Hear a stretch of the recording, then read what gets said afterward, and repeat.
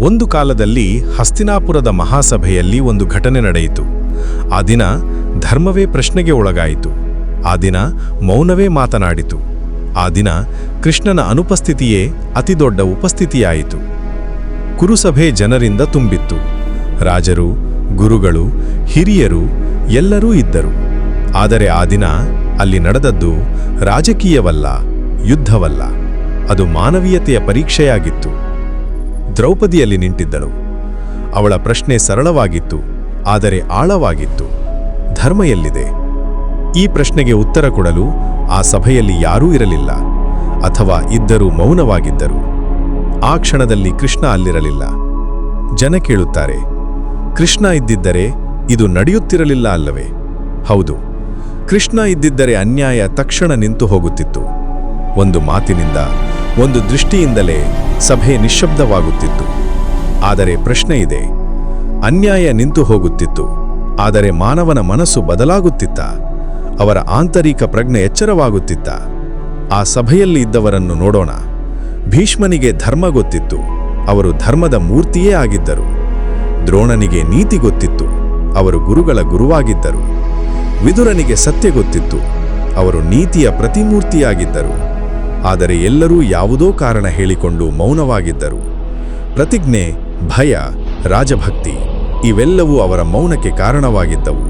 ಈ ಮೌನವೇ ಅನ್ಯಾಯಕ್ಕಿಂತ ದೊಡ್ಡ ಅಪಾಯವಾಗಿತ್ತು.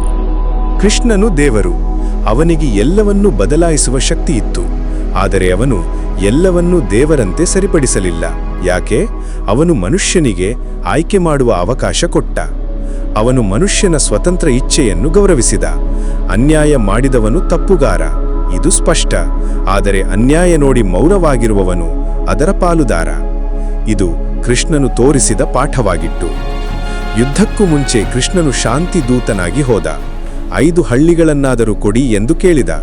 ಅಲ್ಲಿ ಸಹ ಅವನು ಯುದ್ಧ ಮಾಡಲಿಲ್ಲ, ಬಲವಂತ ಮಾಡಲಿಲ್ಲ. ಯಾಕೆಂದರೆ ಅಧರ್ಮ ತನ್ನ ತೀರ್ಮಾನವನ್ನು ತಾನೇ ತೆಗೆದುಕೊಳ್ಳಬೇಕು. ಅದು ತನ್ನ ಪರಿಣಾಮಗಳನ್ನು ತಾನೇ ಅನುಭವಿಸಬೇಕು. ಇದು ಪ್ರಕೃತಿಯ ನಿಯಮವಾಗಿತ್ತು. ಕುರುಕ್ಷೇತ್ರದಲ್ಲಿ ಕೃಷ್ಣನು ಶಸ್ತ್ರ ಹಿಡಿಯಲಿಲ್ಲ. ಅವನು ಅರ್ಜುನನಿಗೆ ದಾರಿ ತೋರಿಸಿದ. ಗೀತೆಯ ಮೂಲಕ ಜ್ಞಾನ ಕೊಟ್ಟ. ಆದರೆ ನಡೆಯುವುದು ಅರ್ಜುನನ ಕೈಯಲ್ಲಿತ್ತು. ಯುದ್ಧ ಮಾಡುವುದೋ ಇಲ್ಲವೋ ಎಂಬ ನಿರ್ಧಾರ ಅರ್ಜುನದ್ದಾಗಿತ್ತು. ಇದು ದೇವರ ಮಿತಿಯ ಕಥೆಯಾಗಿತ್ತು, ಅಥವಾ ದೇವರ ಮಹಾನ್ ಬುದ್ಧಿವಂತಿಕೆಯ ಕಥೆಯಾಗಿತ್ತು. ಈ ಕಥೆಯ ಅರ್ಥ ಏನು? ಕೃಷ್ಣನು ಎಲ್ಲವನ್ನೂ ತಡೆಯಲಿಲ್ಲ, ಯಾಕೆಂದರೆ ಧರ್ಮ ಹೊರಗಿನಿಂದ ಬಲವಂತವಾಗಿ ಬರುವುದಿಲ್ಲ. ಅದು ಮನುಷ್ಯನ ಒಳಗಿಂದ ಮಾಡಿಕೊಂಡ ನಿರ್ಧಾರ. ಅದು ಆಂತರಿಕ ಪ್ರಜ್ಞೆಯಿಂದ ಬರುವ ಆಯ್ಕೆ. ಅದಕ್ಕೆ ಕೃಷ್ಣನು ಮೌನವಾಗಿದ್ದ. ಅವನ ಮೌನವೇ ಅವನ ಸಂದೇಶವಾಗಿತ್ತು. ಇಂದಿಗೂ ನಮ್ಮ ಜೀವನದಲ್ಲಿ ಇಂತಹ ಕ್ಷಣಗಳು ಬರುತ್ತವೆ. ಅನ್ಯಾಯ ನಡೆಯುವುದನ್ನು ನೋಡುತ್ತೇವೆ. ಆಗ ನಾವು ಏನು ಮಾಡುತ್ತೇವೆ? ಮೌನವಾಗಿರುತ್ತೇವೆಯೇ, ಅಥವಾ ಧೈರ್ಯದಿಂದ ಮುಂದೆ ಬರುತ್ತೇವೆಯೇ? ಕೃಷ್ಣನ ಮೌನದ ಕಥೆ ನಮಗೆ ಇದನ್ನೇ ಕಲಿಸುತ್ತದೆ.